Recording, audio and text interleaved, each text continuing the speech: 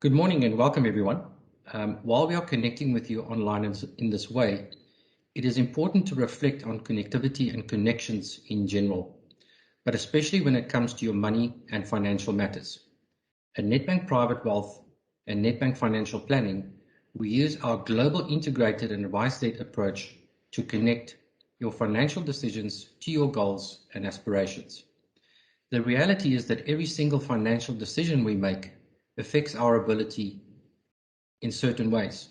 Number one, to protect what is important to us, and most importantly, to achieve our goals and dreams in the set out time periods that we want to achieve these goals. At Nedbank Private Wealth and Financial Planning, we make these connections more visible and therefore more manageable. We connect you to technical expertise as what you will experience today. We'll also give you a global perspective, appropriate opportunities, and access to solutions and services from Nedbank and other top global financial advisors. But most importantly, we connect you to your personal and objective advice you need to make money decisions which are very important to you. This is what we mean when we refer to connected wealth. In today's webinar about when and where to invest internationally, our experts will share their views on investment themes and that forms the cornerstone of connecting your wealth to international investments. Before I hand over to Trevor, maybe just a few housekeeping rules. You will notice that you can use a Q&A chat box on your left-hand side, where we please encourage you to submit some questions during the webinar. If your screen happens to freeze during the webinar, press the refresh button and it will take you back to where you stopped in the last webinar. You will receive an email in the next few days with a link to the recording of the webinar in case you were not able to watch or you would like to share that with someone else. I now want to hand you over to Trevor Garvin, who will moderate the rest of the session. Thank you, Trevor. Great. Thanks so much, Hein, and welcome everybody, and so great to be on the webinar this morning, along with all our global speakers who I'll introduce shortly. As Hein mentioned, my name is Trevor Garvin and I look after the Nedgroup Investments multi-manager area, and we work very closely with Nedbank Wealth in managing and putting together the global international multi-funds and the segregated fund portfolios that many of you on the line today are invested into. When we were trying to think of the content for today's presentation, I was thinking about what are the areas that we often get asked questions about. And those two areas very much at the moment is the whole area of active versus passive investing, as well as developed markets versus emerging markets from an investment universe perspective. So those are the two topics for today's discussion. And we're going to start off, first of all, with the active and passive subject matter, and then we will go on to developed markets versus emerging markets. In terms of the first topic, if we take what's been happening really in the world today, and we look specifically in the United States, which is the largest investment market, but there are, of course, other areas, and it's also happening across Europe and Asia, Australia. There has, over the last 5 to 10 years, been a consistent move towards passive investing. And passive investing can take many forms, but for all intents and purposes, into ETFs and index tracking type funds. And currently in the US during 2021 and 2020, about half of the inflows now go into passive type of funds and half of the inflows go into actively managed funds. Having said that, there's certainly still a place for active managers. And in fact, one of our managers, I just went to look at their performance. The fund launched the Morgan Stanley Global Brands Fund. It launched in 2003, the one particular sterling class. And since 2003, over 18 years, you will have made 10 times your money versus the MSCI All Country Index, where you've made 6.5 times your money. Having said that, only about 20-25% of active managers have managed to outperform the indexes. So this is really the debate between, can you find and identify those good active managers who can really add performance, versus sticking with an index and meeting that index and probably outperforming 75 to 80% of active managers. So in short, we don't believe that one is better than the other, just the opposite. We actually think that there's a room for both styles of investment managing, and in all of our portfolios, whether it be the multi-funds, the segregated fund portfolios, we actually combine both passive and active investments. And hence we think that both play a role in building and constructing one's investment portfolio.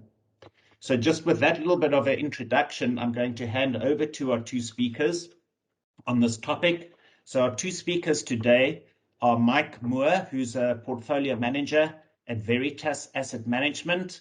They manage the Nedgroup Global Equity Fund that we are invested into, as well as Yanni Leach, head of core investments at Nedgroup Investments, who looks after our passive global fund.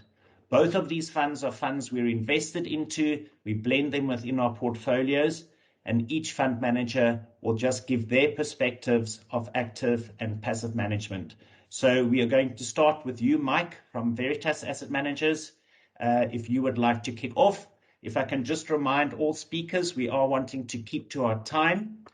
So each of you have got approximately 6 to 8 minutes to present your slides, and then we will open it up for a little bit of discussion. So Mike, I hand over to you. Thanks very much. Well, I'm going to take you through the key features of what we consider to be an effective active equity strategy. And we think it focuses on sort of 5 key areas. So the first one is focusing on businesses with high returns. The second is taking a long-term time horizon. The third is actually having sort of tracking error, so being different from the index and having concentrated positions. The fourth is to maintain a low turnover, and the 5 is to sort of risk manage the portfolio. If we move on to the first slide, so the next slide, looking at the kind of the high return businesses, if you look at the chart on the right, this is a very simplistic view of it, but for the sake of brevity, if you were to invest sort of $100 and look at the long-term global equity index annualized return, and this is the MSCI World over 30 years, that's performed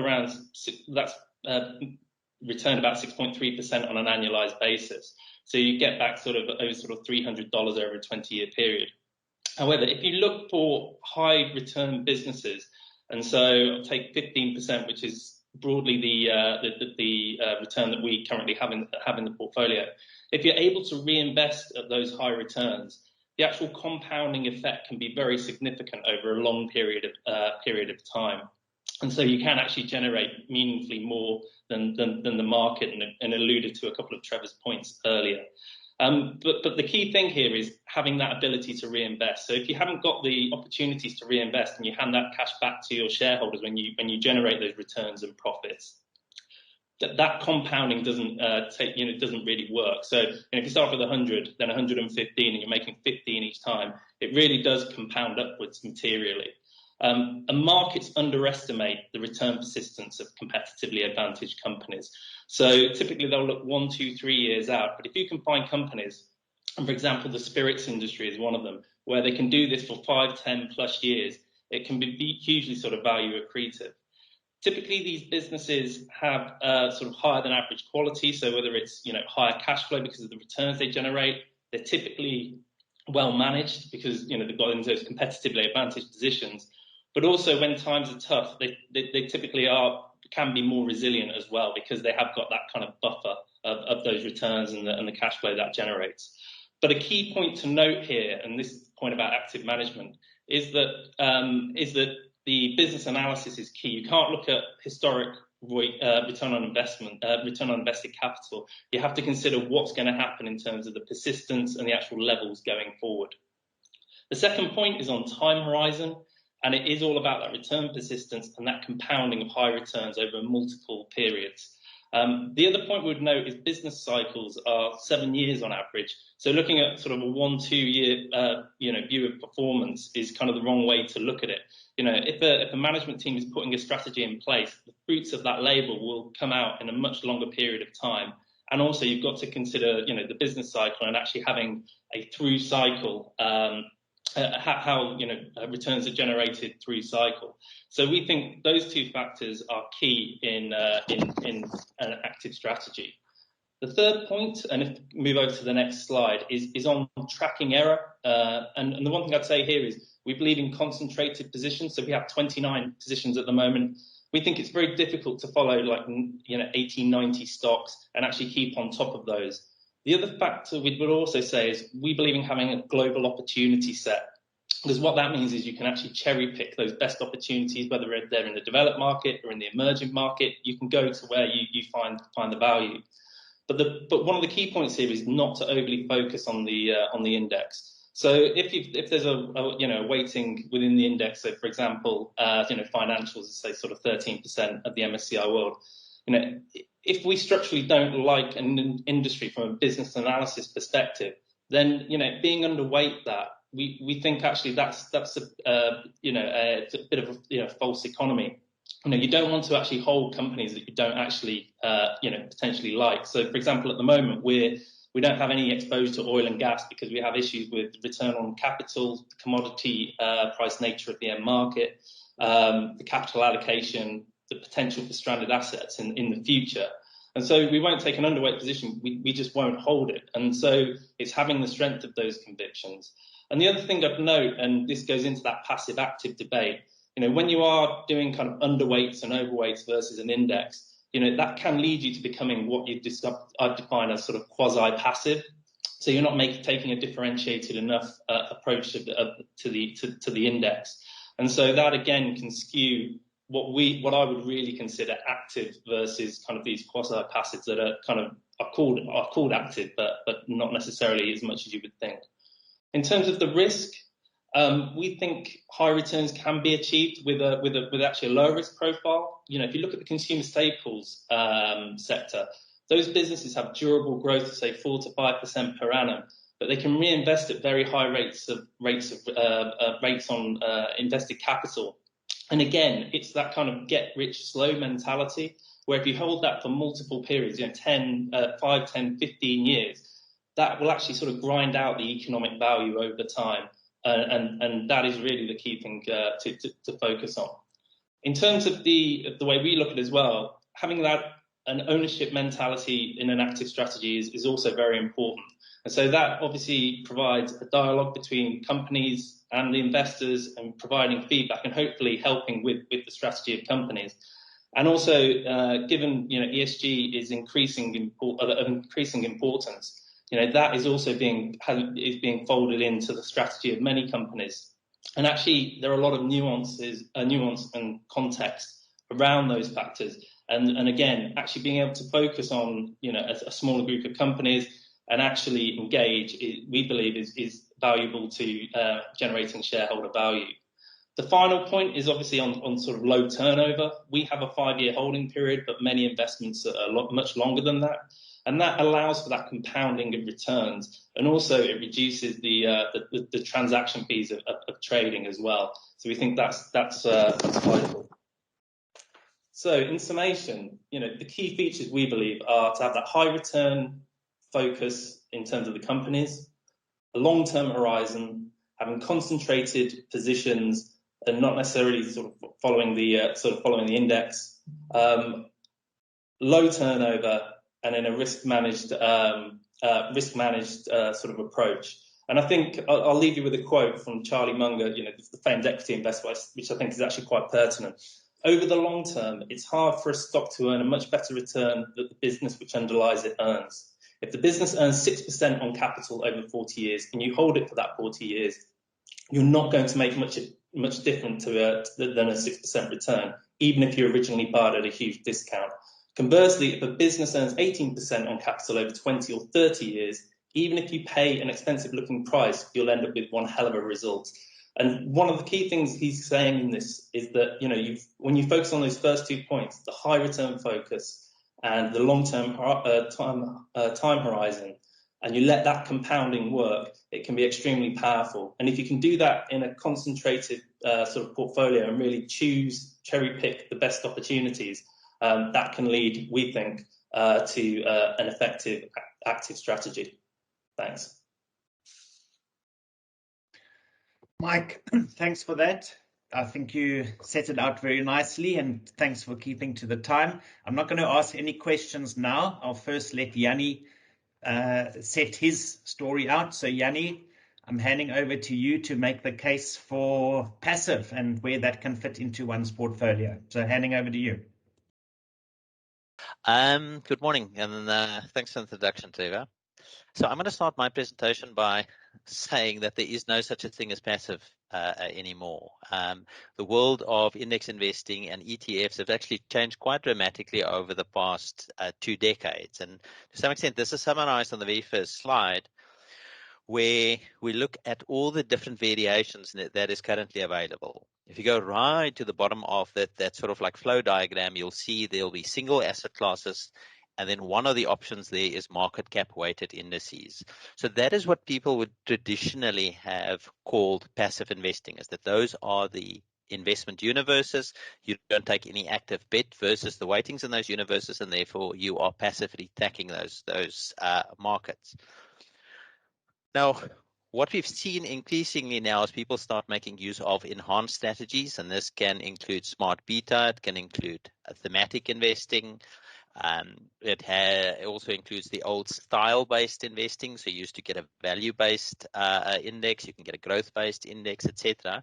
And I mean, all of those are almost like getting into the area of traditional active management. And in fact, there are many strategies that aim to produce these sort of like risk premia in a systematic way. Then over the last decade, we've also seen that you started getting more balanced or multi-asset funds that make use of these kind of passive like building blocks for the underlying holdings. And then you get the different options of managers selecting active or tactical asset allocation and managers that select strategic asset allocation. And so we've started using the term rules-based investing to refer to all of these different kinds of strategies, because that is the one thing that they all have in common. They've got clearly defined rules that governs how those indices are constructed. And so for an investor can go and evaluate whether they agree with that methodology and what it aims to achieve. And so there's a certain level of transparency, and there's also a certain level of that you know what you're buying, so to speak. Now, at Nedgroup Investments, we believe that the real benefit in these kind of strategies is around broad diversification. And so we make use of market cap indices, but we typically try and cover the majority of the universe.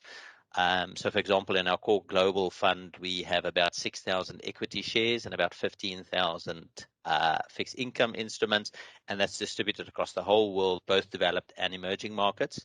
And then we also make use of strategic asset allocation because we don't want to go and include like active decision making. And I'll sort of explain why I think we've gone the route of broad diversification and only making use of market cap indices and strategic asset allocation. Now, if we next go to the next slide, which sort of like illustrates the investment universe, basically the pool where both active and passive managers are playing in.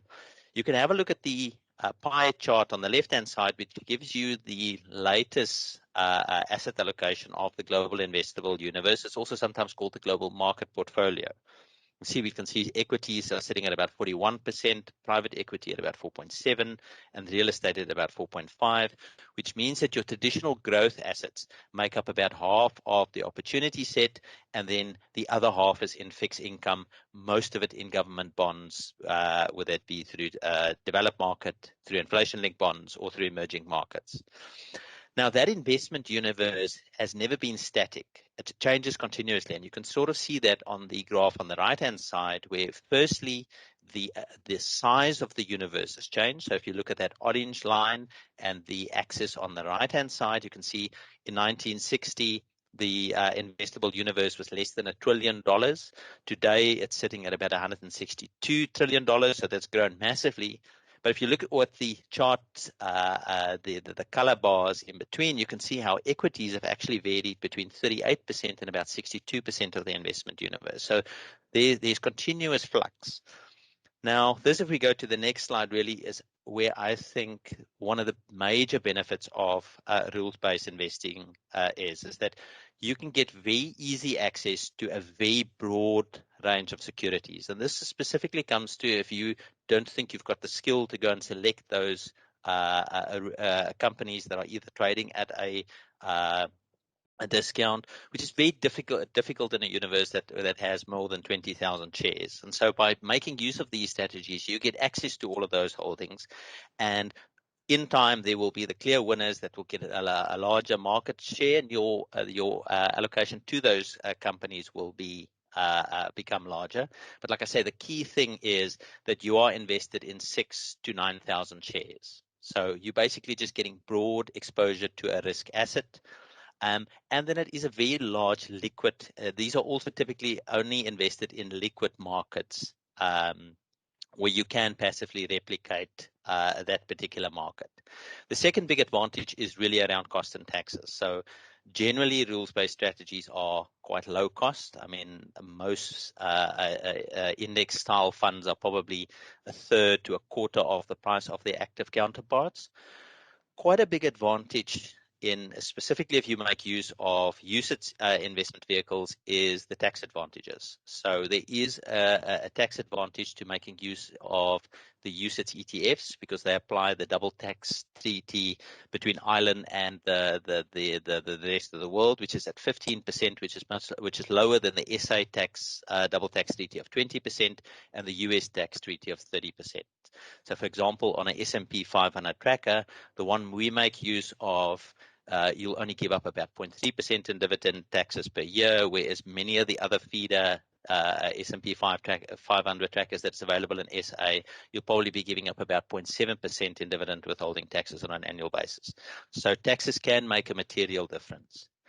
The third point, and I mean, this sort of speaks to the benefits of rules-based investing, is that your chances of making mistakes is reduced. And I mean, I always use the tennis analogy where investments is a game that you can never win, but you can lose it. And so the fewer mistakes you can make in a process, I think you can increase the probabilities of having a successful investment outcome. And I think by following a strategic asset allocation strategy where you're always holding a certain amount of growth assets, you're taking diversified risk, which is quantifiable.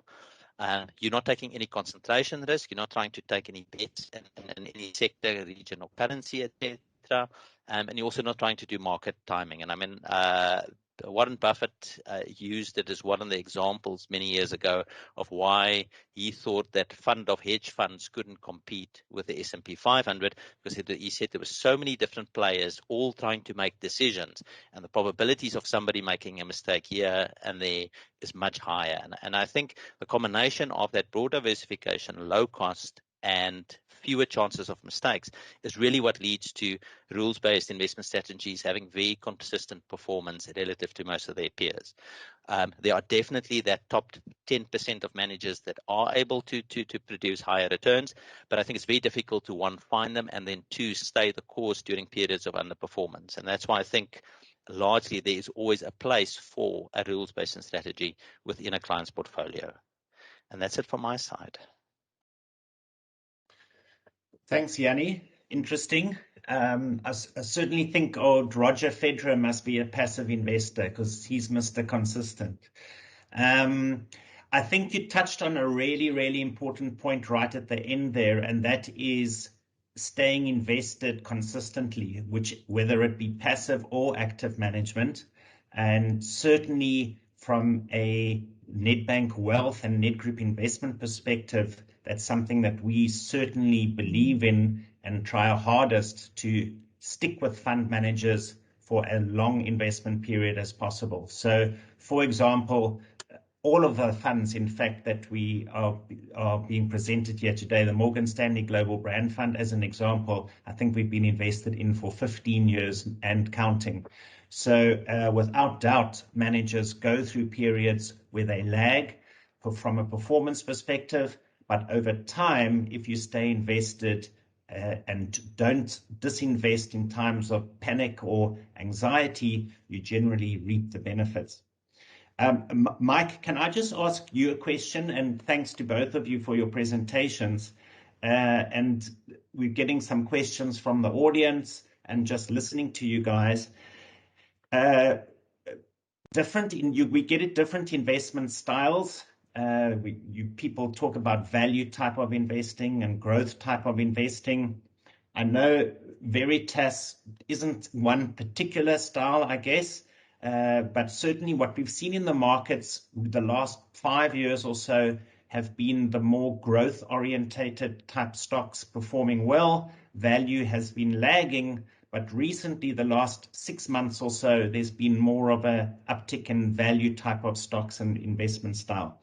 Can you just talk a bit briefly about that, and specifically in terms of perhaps how Veritas have managed that within the portfolio?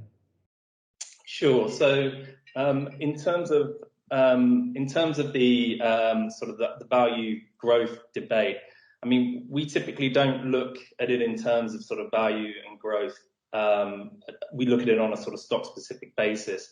I think the one thing that we think is the overwhelming focus is if you get the business analysis right, and in terms of, you know, to the points that I made in the presentation, if you get those attributes right, then over the time you will get that sort of compounding of returns. Obviously, growth assets have done very well, but even within those, some of the very large companies until very recently, for example, you know, the likes of Alphabet would be one.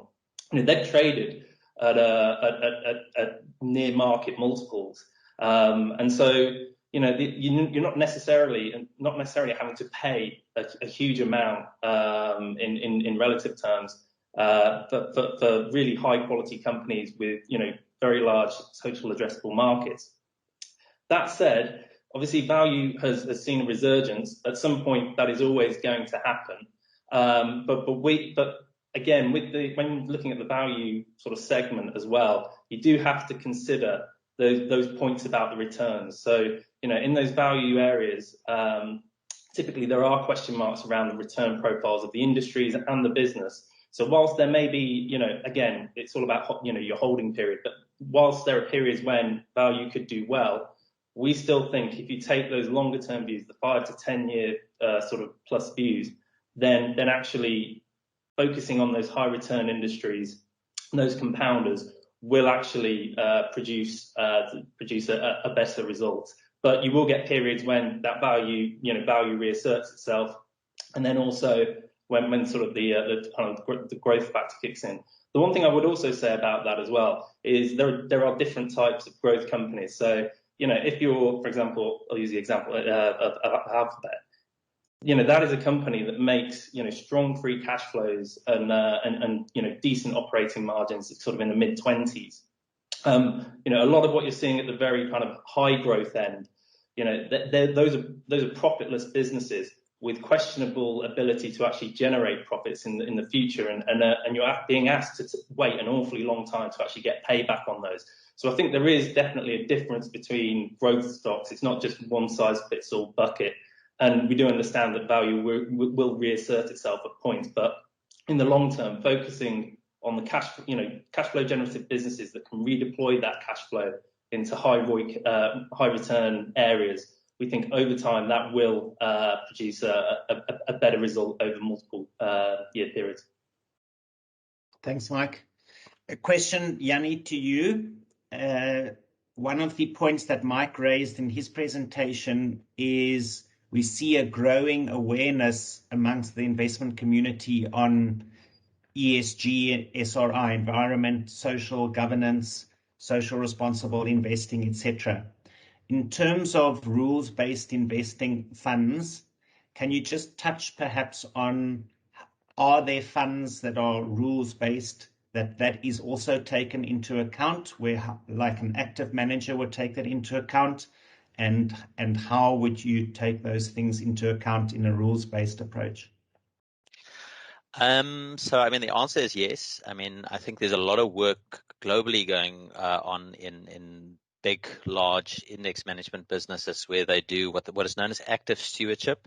So, I mean, I think both on the proxy voting and like the engagement side, that will always have to be active. And generally, the large index fund management businesses also have large active funds as well. So they generally leverage off their active business units. And I mean, I think this is where, like for sustainably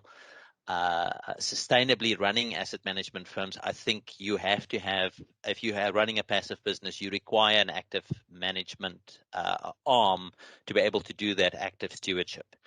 Then in terms of the integration of environmental, social, and governance aspects within an index, that is definitely becoming more prevalent. It's a tough one, mainly because of the data. There's a lot of inconsistencies in terms of how the scoring is done between the various data providers, and I think that's really the hard job now before one can incorporate that into an index. It is definitely possible. I mean, we are quite far along the road in terms of designing SA-based indices that have sustainability criteria. But like I said, a lot of it lies in the details, and it requires resources. I mean, I think there's a lot of traditional active skills that are being utilized to be able to one, scrutinize those scores, but also coming up with sensible metrics that one can measure, and that is also forward-looking, because what you ultimately want to do is you want to change behavior. And I think that changing behavior in terms of companies, in terms of what they focus on, etc., really is the big part. And so the methodology that you incorporate within your index must be aligned to engagement strategy. Thanks, Yanni. I'm just aware of time. We're going to have one question to Mike, because I know this is also one that most people think about or ask. And please, Mike, just try and keep it brief. Is that of costs? Just to put it into perspective for everybody on the webinar, I mean, passive, you get different passive funds and rules-based investing, and they have slightly differing costs depending on where and what. Some of the really large passive managers out there are actually getting close to zero fees because they make their money actually on scrip lending on the other side. But on average, passive funds, the large global trackers, are around 10 to 20 basis points, and the more specialized rules-based funds, emerging market type funds, etc., perhaps 25 to 40 range. And then active management is, again, I'm generalizing, somewhere between 80 basis points to 1.2% perhaps.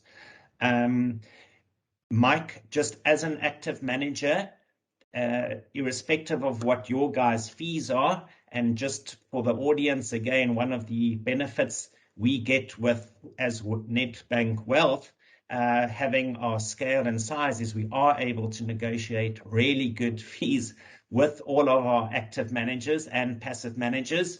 So just be aware, we get really good fees for you, and cheaper than what you would be able to get if you just often went into the funds on your own. But Mike, very briefly, how do you, Veritas, justify your active fee over a passive fee? Yeah, I mean, that's the key point is we've actually got to do that with performance, and do it actually with a sensible risk management approach, so we can actually make very good risk-adjusted returns. And so it is all about actually generating that for the end customer. And the point is that actually over very long periods of time, we do believe with the approach that we've taken that we can generate considerable outperformance and justify the extra fee differential that you see between passive strategies and active strategies. So that's how we would justify it, that actually on the longer term, we do actually think the fees are commensurate with the outperformance that we can generate with the strategy that we're deploying. I think you're on mute. It's Mike and Yanni, thanks for that. I'm going to ask both of you to stay on the line as we're going to come back perhaps at the end for one or two questions. So moving on to our second topic of the day, which is developed markets and emerging markets. Again, what we've seen here is a couple of trends developing over the last 10, 20 years. We've seen many companies, listed companies, growing in terms of emerging market regions, and the weight of emerging markets in the global world index has steadily been increasing over time, and it's currently sitting at around about 11, 12% emerging markets in the global world index. So it's growing in significance. Second of all, what we've also seen is the revenue that is earned from emerging markets. Even if companies are listed in developed markets, they might be large global companies listed in the States or listed in the UK or Germany, but they are earning more and more of their revenue from emerging market areas. So, of course, emerging markets as a region to be aware of from an investment perspective has thus grown in importance. Having said that, if we look at the last year or so, the US has been the place to be. S&P 500, etc., has shot the lights out, and US stocks have delivered massive returns, well over 50% in the last post-COVID recovery, and hence certainly being in developed markets has also been a great place to be. So room for both areas, I think. I'm going to start off by handing over to Ian Beattie. So Ian Beattie is a founding partner and portfolio manager at NS Partners. They manage a global emerging markets equity fund. They've been doing that for over 20 years, have an outstanding long-term track record, and Ian certainly is highly experienced in that part of the market. So Ian, I'm going to hand over to you to introduce emerging markets to us. Thank you, Trevor. Good morning, everyone. The question being posed here is EM, and I suppose it's in contrast with developed markets. So I'm going to try and bust some myths, but we really don't have much time, of course. But I think the key message that I'm going to give it you straight away, is emerging markets are changing significantly, but that is normal. The reason why people are suddenly talking about it now is because the structural changes that we all know is going on there is happening to the big giant ones. And when it happens to China or India or these giant countries, then it really does affect the rest of the world much more than when it was happening to a smaller country like South Korea or Taiwan. But more on that later. Okay, so emerging markets are changing. And as I just said, I think that's what they're meant to do, right? This is called the MSCI Emerging Market Index, not the MSCI Middle Income Index. And when it was launched back in 1988, there were 10 countries that made up 1% of world market cap. Last year, they're about 10% of the world market cap, with 26 countries in. But even within that, you can see the weightings have changed significantly as well of those individual countries. Back then, Malaysia was the biggest. In fact, at one point, it was in both the developed market and emerging market indices. Hopefully that won't happen again. China is now the largest, as you probably all know, with around 40%. Now, China was zero back in 1988. Now, does anybody know why? Can you remember why? If you're as old as me and you can remember that far back, there was no stock market in China back in 1988. That's how quickly things have changed there. Now, I'm going to say straight away, China is an emerging market. Just because it's big doesn't mean that it's only approximately middle income. It's a bit like the US in a global market. It's just a large continental-sized economy. Some countries, of course, have been in and out of this index. Argentina's been in and out and back in again and out again. So it's not all one way. And we can get a good perspective if we go to this next chart here called Rostow's Development Ladder. Because it's not the middle income index, it's the emerging market index. Now, I don't want to get into development economics here, as we haven't got much time, and you haven't got a few hours spare, I'm sure. But you can probably get the picture here. You want to buy a country that's transitioning from stages 2 or 3 and going to 4 and 5, or maybe even higher. We actually put a 6th stage in. And you want to avoid those countries that are getting stuck, or, unfortunately, some of them maybe even slipping backwards. There are certain requirements a country needs to progress from one stage to the other. It starts off with some very basic fundamentals, like rule of law, opening up to trade, capitalism and a stable currency. And later on, as you go further along here, then you need to get governance and institutional quality and so on. And the next thing you need to ask, if many of you are looking at this from a South African perspective, is do you need them at all? I hear this from many institutional clients when they're based in Canada, which has a similar issue because it's a resource-based currency, or from South Africa. And of course, the thing is for South Africa is these markets used to be correlated. When the emerging markets index was dominated by a load of other commodity exporting countries, then obviously the correlation was going to be high. But it looks to me at first glance that this correlation is starting to break down, especially if you exclude Naspers. And if you look at the next correlation chart here, you can see they really have broken down. No, it wasn't an illusion. There's now very little correlation between the two. And that's because you're not comparing like with like anymore.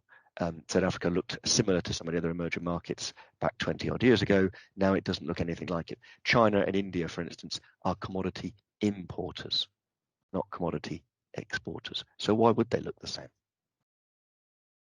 So yes, it's very dangerous to say this time it's different, isn't it? And the most dangerous words in financial markets, but they're not a fixed group. They never were.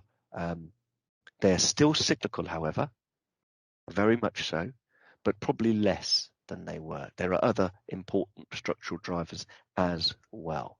So I'm not going to go to the complete opposite extreme either. I'm still saying they're cyclical, and we need to think about timing, therefore. But they're definitely less dependent on the USA and the G7 because these big countries now are very large domestic economies. Now, you really can't have an emerging market discussion without this economic history chart. Suddenly the rise of those Western countries at the bottom starts to look more transitory, and maybe it's China and reverting to normal now as it starts to catch up, starts to grow back and take its rightful place. Is India next? I think so. But you can see their peak west in terms of economic power was quite some time ago, and usually the other factors, political and then financial, follow with a lag. Another reminder of why this is all happening, it's back to that Rostow's development ladder again. If they have the right conditions in place, then they move forward. So you've got to think when you're looking at a country, are there conditions in place to enable them to move to the next stage? If they're not, you're trading it. If they are, then you can take the benefit of that compounding that we were discussing, that Mike was discussing just now, that beautiful compounding, the eighth wonder of the world, which is what we're all after, isn't it? Now, if you've got a company doing really well in one of these emerging markets with all these structural changes in, and it's a large continental sized one, then if you've taken over your domestic market, if you become one of the big players there, then you can leverage that and go global. That's what the US did 120 years ago or whatever. And we're starting to see that now. So we've just got a few brands on here, whether it's Taiwan Semiconductor or Midea or Haier or Tektronix with its Ryobi or Milwaukee brands or Geely or Samsung Electronics or MediaTek. These companies are now starting to go global. Or if they want the brand, they can just buy them, as Geely has with Volvo and Lotus and so on. So how do the companies do this? Well, they reinvest their great cash flows. Now, we always need some really good operating cash flow. Otherwise, you're talking about those go-go growth stocks that we were worrying about earlier. They spend more dollars as they become more dominant. They keep reinvesting if they've got that growth potential in front of them. Now, if then the industry starts to oligopolize, if it gets less competitive, the top line keeps growing and the capex and R&D costs continue to rise in dollar terms, but not as a percentage of sales, not as a percentage of the balance sheet. So the simple maths means that although they're spending more dollars than their competitors, if you've got the dominant player, profits then start to soar. The returns on capital start to soar, and that's very good for shareholders, obviously. And I've got an example here of Taiwan Semiconductor. I suppose it's the poster child of great emerging market companies that have gone on to dominate the world. It's been a big winner for us. Funny how a big winner for us ends up in the presentation. I don't know how that happened. But this company is one of the greats, right? Morris Chang founded this company, revolutionized the world that we are now living in. It enabled other firms to design their own chips, tailored to their own specification. and then get TSMC to make it for them, which means that all these other firms don't need as much capital. They leave that to TSMC. It broke the vertically integrated model that dominated IT until that point. Without this company, you wouldn't have Apple, Disney, Netflix able to design their own chips. I'd say there were 4 crucial companies in the world today from this perspective, Taiwan Semiconductor being one, NVIDIA, ASML, and ARM. The world needs those 4 businesses, but they've probably attracted some geopolitical attention as well. And that discussion is probably for another day. And I'll just sort of do one more. I've got this little picture here. We're talking about all the tech, and there's been carnage in the after-school tutoring area in China this week, something that we have long been cynical of. We prefer this, vocational training, investing in real businesses, adding value, meeting a real need, not extracting a rent. This young lad is rebuilding an engine, by the way. I don't know whether we can make the thing work, whether you can press play on that and make that actually move. But he is rebuilding an engine blindfold. That's how well he's been trained. No behavioural errors there when he's blindfolded. So there are also huge classes of young people studying everything from vlogging to beauty treatments to computers and IT, etc. That's proper long-term investing and proper commitment there from those people there. So what I'm saying in conclusion is emerging markets are changing. There are a different mix of countries versus the previous decades, and obviously a different mix of companies. Some of the countries themselves are developing rapidly, some, not all. So of course they behave differently to the past. There's no reason why they would be behaving the same relative to other markets. They are still cyclical. On average, most of the businesses are still at the other end of the supply chain. They're price takers, not price makers. But it's very good. We make a lot of money when you can find those that are no longer in that place. But there are structural changes coming in. The bigger countries have now undertaking this structural change too, and that's when everybody's starting to notice. Now, I'm seeing many of our North American institutional clients start to look at a core strategic allocation and then adding on the tactical side later on because they are still cyclical. We're not going to say that they're not. We're also seeing the arrival of new emerging market investors, both private sector and quasi-state. And they're investing back in their own markets and other emerging markets because they have got to match their liabilities, their long-term return requirements, and meaning that they need growth rates that they're struggling to find in many countries, although maybe the US and possibly China are the exceptions to that, where you can get very good long-term returns. So that's it from me. I'm really looking forward to answering some questions now. Ian, thank you so much. Very interesting and nicely explained. So we'll get to the questions just now. I'm first going to go through to Marcus. So Marcus Watson is Executive Director and Fund Manager at Morgan Stanley, also involved on the Morgan Stanley Global Brands Fund, which is one of the funds that we have been invested in for a very long time. So Marcus, that fund I know has got a largely focused on developed markets, although not necessarily from a revenue perspective, and I'm sure we'll touch on that. But handing over to you to introduce us to developed markets. Thanks, Trevor. Morning, everybody. So our investment philosophy it's focused on finding super high quality companies really wherever they happen to be domiciled. And super high quality to us means a company that can compound its earnings over the very long term, but do this in a highly predictable manner. And in that way, we hope to achieve capital appreciation, but also the predictability lends itself to downside protection when the going gets really tough. And with that in mind, emerging markets can be very appealing because obviously to compound your earnings over the very long term, structural growth helps. And emerging markets have an abundance of very exciting growth stories. And for that reason, it's no coincidence that while our global brands portfolio doesn't have any listed exposure to emerging markets, about a third of its revenues come from emerging markets. And that's particularly the case in some of our consumer staples names, where a lot of the overall revenue growth is driven by that higher levels of growth in emerging markets. Where emerging markets are slightly less appealing to us is that that predictability of the growth that we're looking for.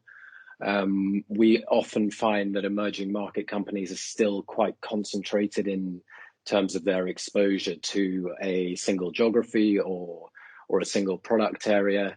And that can be particularly difficult when combined with a slightly unpredictable regulatory regime. Ian briefly mentioned a sort of rather extreme recent example of that related to the Chinese after-school education markets. It had been an exciting growth area for a while. I think a lot of people would have said it looks to continue that way for a long time. But the government has basically come out and said that shouldn't be a profitable activity. So it looks like a number of stocks which are completely exposed to that issue aren't going to make any money in the future. And that's had a devastating impact on their share prices. Some of the other issues that concern us are currency. You can find a very good business operating well in a local economy, but if it's a country where the currency is very volatile, you can make good returns locally. But if you're a dollar investor, for example, you can still end up with quite lousy returns. We think governance standards are still better in developed markets, even though that there is certainly improvement in emerging markets. On top of that, transparency isn't great. It's often difficult to get access to key decision makers, and that's really important for long-term shareholders. And then finally, when you do come across a really high quality, really exciting growth opportunity, we often find that the valuations are prohibitive. We're pretty disciplined on what we pay for stocks, and we insist on a margin of safety. It's hard for us to find the quality and the valuation when we're looking at emerging markets. So you might ask, well, what does this guy like to invest in, having ruled out so much? And our global brands portfolio is concentrated in three main areas. It's consumer staples, select high quality franchises in healthcare, and specifically the software and services part of IT. And you can see on the slide that just happens to be where we find the highest quality companies, and we're very picky within those areas. And there are some, we've jotted down some of the areas that we're particularly looking for within those sectors, and some of the areas that we're looking to avoid. But what all of them have got in common: very high barriers to entry, lots of recurring revenues, strong pricing power, and resilience to tough economic conditions.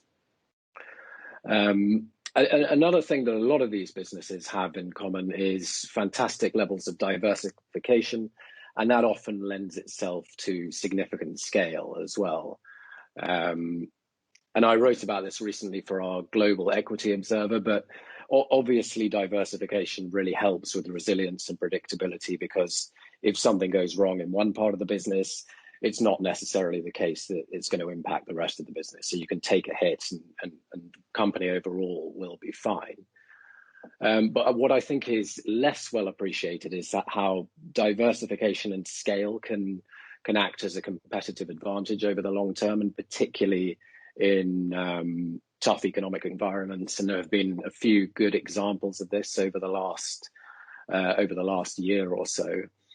Nike is a great example of a well diversified by sport and by geography. It's far bigger than its peers, so it's been able to invest in its digital capabilities in a way that's just simply not possible for most of its peers. So when lockdown started, Nike rolled out a massive digital marketing campaign. It had people using their apps, jumping around their house, doing home workouts. And it was also able to tweak what it was doing as different. So it started in China. They saw how people reacted to the campaigns. They could tweak their messaging as other countries went into lockdown and refine it. Again, something not a lot of companies are able to do, but the result has been incredible engagement with the brand, surging online sales. And I think there's no doubt that Nike is in a much stronger competitive position now than before COVID, and they've just recently updated their long-term sales guidance out to 2025. They're expecting to grow high single to low double digits, which is much faster than the market as a whole. And another good example is Danaher. It's a life science company in the portfolio that I look at, and Danaher has an incredible breadth of capability within the company.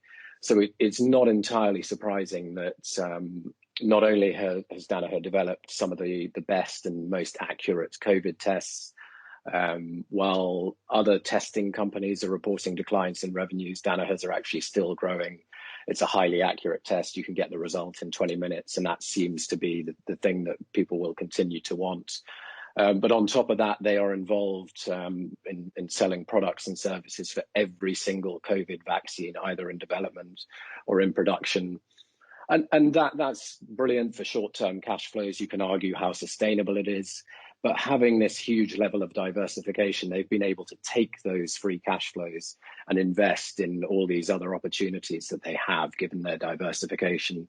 And it was a pretty solid growing company before COVID. It looks like it's going to be even faster post-COVID, probably getting up to near 10% on an underlying basis. And so while these two names I've talked about, they're among the faster growing names in our portfolio, you can have very well diversified, predictable businesses that are growing at very decent rates, and you've still got that downside protection.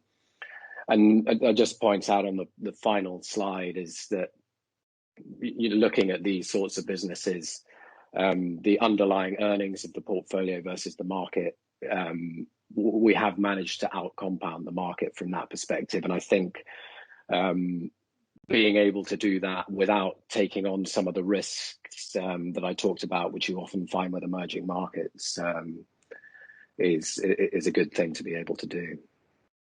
So I'll stop there. Thanks, Marcus.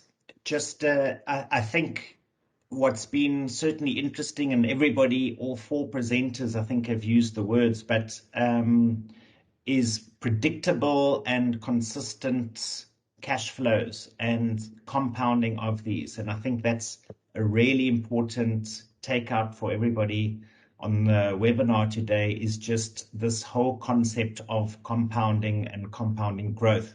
And it comes to anything of investments, and it's about staying the course, sticking to your investment horizons, sticking to your retirement planning, and benefiting from the growth. It's really growth on growth, which is this whole compounding effect. And it comes from all the way down to analyzing businesses and their cash flows and making sure it's consistent and predictable. Ian, just again, we've got 3-4 minutes for questions, but with you and Marcus, just I think it would be amiss to not let you perhaps comment on the governance and accessibility of emerging market companies. I know it's an area that you guys spend a lot of time on, and it is a concern often raised. Can you just speak about some of, in terms of your process, I guess, and the focus on governance and access to management, etc., from an emerging market perspective?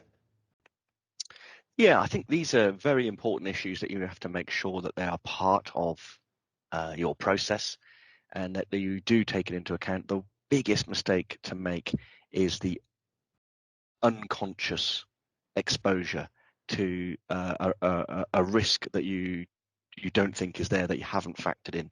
And so making sure you're on top of the governance factors and other ESG risks, both at the company level and, for us, very important as well, at the country level, where we have some different analysis to check the exposures there as well. Very, very important to us. So I wouldn't be surprised if people think that we were underweight China at the moment. Maybe there'll be an opportunity in this reset, because a lot of the recent regulatory changes we've seen were well flagged a long time ago and actually are closing down loopholes. So although I think it's been done, it's been communicated rather poorly, and it's been rather crass, and it has been self-damaging, certainly from a risk premium point of view.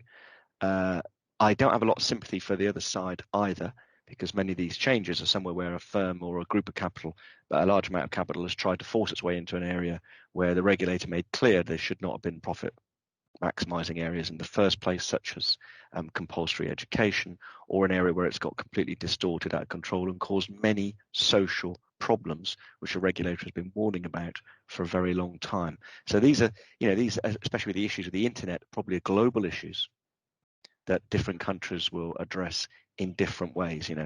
Europe will try and tax and regulate, but it's hard for them because the major internet companies are not European. But the US will probably have to meet these at some point, although the lobbying patterns are very different there. So for us, it's break these things down, look at the risks on a country basis as well as by a company basis. And this is why when companies are having their risks in a different country, you must make sure you've adjusted that in your cost of capital. That's basic investing 101. So don't pretend that it's a developed market stock. If the reason why you're owning it is really for the emerging market growth, you better sort of stick a emerging market risk premium on it. Thanks, Ian. Marcus, just question to you, which we've had and get asked, is two things. Just in the US, what we've seen is the potential for inflation to starting to pick up. I think the Fed is actually meeting, is it this week on Wednesday, Thursday, and we'll see what they say and come out with.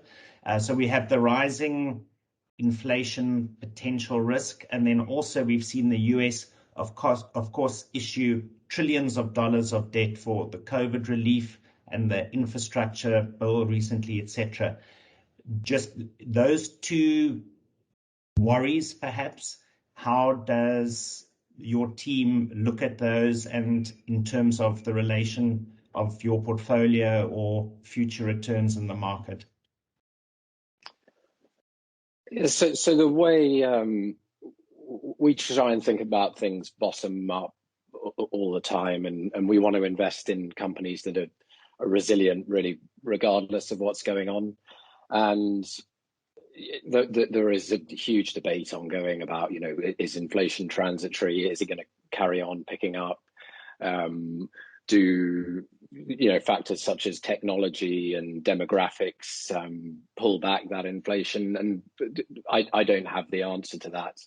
But what I would say is that pricing power is absolutely vital, because if you're in a deflationary environment, if you've got pricing power, your pricing holds up, which is not the case if you don't have pricing power. So you've got much more stable free cash flows. But if you've got inflation coming through, you're able to pass through that inflation, and you've got high gross margins as well, which mean that the cost increases driven by inflation have less of an impact on your business. Great. Thanks for that, guys. I am aware of the time. We're just on an hour, and that was our time that I was given. I just want to thank all of you. We are going to hand back to Hein. He may have a question to the panel. What I just wanted to finish off, perhaps making the point, is all four of you guys presented slightly differing aspects of investing, differing types of funds, differing approaches to how to pick stocks and manage portfolios. And it's a bit, I guess, I was thinking here, like cooking a dish in the kitchen is where you have different ingredients, and when you put them all together, you can get a really great tasting dish. And I think it's a little bit what we try and do in Ned Group and with Nedbank Wealth is construct portfolios with these various ingredients, and that the outcome is a well thought out and well researched investment solution. And I think that's what we do, try and give you guys, and certainly from a performance perspective, I think it's delivered quite well. And really all four of the funds presented here today are top performing funds, top quartile funds to their global peer groups over long periods of time. But I think the important thing is that they all behave differently at different times in different market conditions. And the idea is to blend it together and get this really great tasting dish at the end of the day. So guys, thank you very, very much. Hein, I'm going to hand over back to you, and I'm going to hand over to you with a question that I often get asked, and you are the wealth planner and the wealth expert. So perhaps you could tell us and the audience in terms of financial planning, of course, many of the people on the line, I guess, today are South Africans, and they have South African-based investments and offshore-based investments. What would you guys suggest is how they tackle how much should they have offshore versus how much in rands, and how can they go about getting their money offshore, I guess? Thank you, Trevor, and thank you very much, gents. I think before I answer that, Trevor, I just want to say thanks to everyone that posted questions. I think we've got well over 35 questions, so I think in the time allotted we wouldn't be able to actually go through them. So I think what is important is we'll work through the questions and actually post answers to the audience at a later stage when we actually make the link also then available. I think, Trevor, if I put on an investment cap, and I've been lucky in my career that I've worked both with private clients as well as institutional clients. And in many cases, one of the things that we sometimes do forget is that the yield we are earning from South African cash and bonds are much higher than what we earn in developed and in certain cases some emerging markets as well. So I think the process that we go through is, first of all, to meet with clients. We look at needs and goals. Those are very, very important. One of the questions that actually came through from the audience a little bit earlier is that should a pensioner be actually investing offshore? And my answer is yes, because it's actually risk diversification. So we actually work through a full holistic financial plan. We then look at what are the goals and the plans that the client are looking at. In many cases, people want to invest offshore, but are not 100% sure if they can draw that money back into South Africa. So it's growth aspects that we're looking at, it's goals, it's also income requirements, and I think very importantly when it comes to liquidity requirements. In many cases, clients want to invest offshore because they've seen returns, but they don't understand the impact of being invested offshore when it comes to currency as well. And if there's a liquidity requirement, we might actually be in a situation where we say to the client, do not move your liquidity requirements out of South Africa, keep that in South Africa. Some of the work that I've been privy to over the last couple of years is we've analyzed how much South African investors should be investing offshore. Now, without getting too technical, but when it comes to the amount of risk that you are willing to take for the return that you can get and minimizing that, a South African investor should hold between 30 and 35% of their long-term investable money in international markets. Question is, how aggressive do you go on it? So in my view, if you are holding quite a big portion of your assets in fixed income and in cash, your exposure to international markets should be slightly more aggressive. You shouldn't be taking, down risk, if one can call it that way.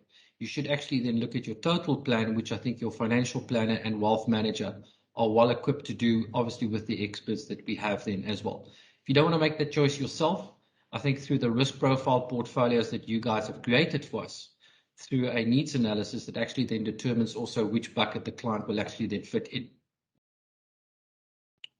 Great, Hein. Thank you for that. And again, just to finish off from my side, I'd like to thank all of the fund managers on the line and for your time and explaining your cases so nicely. So Hein, yeah, from my side, thank you as well, and great working with Nedbank Wealth and your clients. And I hand it over to you to finish off. So thank you very much, Trevor. I think we run out of time for some of the questions. As I've mentioned, we will get those questions through to you. I think more importantly, we have a smaller, more interactive webinar that's planned for August, which will specifically focus, I think, on quite a few of the questions. Some of the questions that came through: what is our view on crypto? What's our view on AI? What's the impact of debt in the US on investment philosophies? Trevor, it's a pity we didn't have time, but there was a question specifically which I had for you: is how do you consistently choose performing managers? So I think that's an important question, but I think the smaller webinar that we've got planned for August will actually address a lot of those. Our Chief Investment Officer will actually present on this specific session. So if you would like to attend that, please in the left-hand side chat box, post your name and your surname and international investing, and we will then send you a link to it. I think very importantly, this information will only be available to the webinar administrators. We're not going to sell that on to anyone else if you are concerned about that. Just some housekeeping rules before I could say goodbye to everyone. You will receive an email the next few days with the link of the recording. I've had a few emails already this morning to say we can't attend. Can we please have the link to this? So if you want to watch or share that. I think very importantly as well, there's a lot of thought leadership insights of previous webinars and pieces of information that's available on the Nedbank Private Wealth website. And then lastly, your views do matter to us. So for us to improve our future webinars, and also importantly, the hosts that we want to invite to our webinars, we would really appreciate your feedback in a brief survey that will be sent to you shortly after this. From my side, Ian, Marcus, Yanni, Mike, Trevor, thank you very much for your time. I think from the questions that we've had, we've definitely captivated the audience. Some very good questions which we will answer to our clients directly. I think also then to the marketing team at Nedbank Private Wealth, thank you very much for a well-organized webinar. And we look forward to you guys as audience attending our webinar that we've got planned for middle of August. So please keep a lookout for that. Thank you very much, guys.